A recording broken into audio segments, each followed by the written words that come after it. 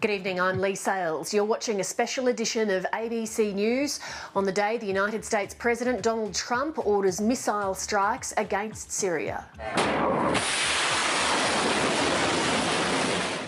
It is in this vital national security interest of the United States to prevent and deter the spread and use of deadly chemical weapons. The message from the US and its allies is that the world won't tolerate brutality like this. This was a calibrated, proportionate and targeted response. Also tonight, a murder near Canberra that police believe was terror-related.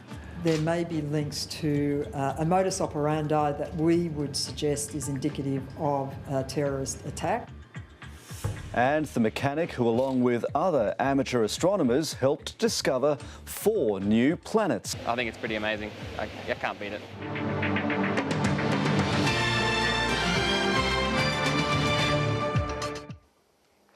Welcome. We'll have more from your local newsrooms shortly, but first, the United States has launched 59 cruise missile strikes on Syria, targeting aircraft and other military assets. It's in retaliation for this week's abominable chemical weapons attack by the Assad regime on a rebel-held town in the country's west. The US President Donald Trump branded that action barbaric in announcing today's airstrikes, and the Australian government swiftly moved to back its ally, saying the response is just and proportionate. The Syrian army claims 6 people were killed in the airstrikes. The big questions now revolve around what happens next. Over the following hour, we'll bring you the most comprehensive analysis from around the globe.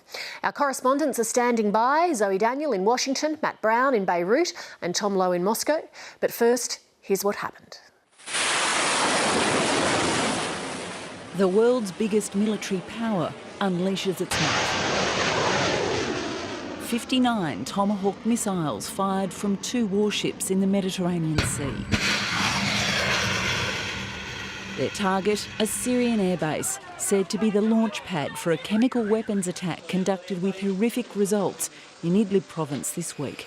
Less than 3 months into his presidency, Donald Trump ordered the strike, using his unchallenged authority as Commander-in-Chief of the US military. Tonight I ordered a targeted military strike on the airfield in Syria from where the chemical attack was launched.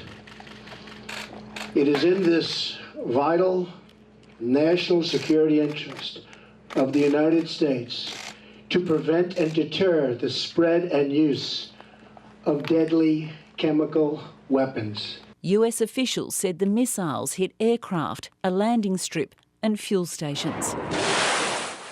With this decision, Donald Trump has launched the US further into the Syrian conflict than his predecessor had ever dared. The new president was motivated by Syria's own actions.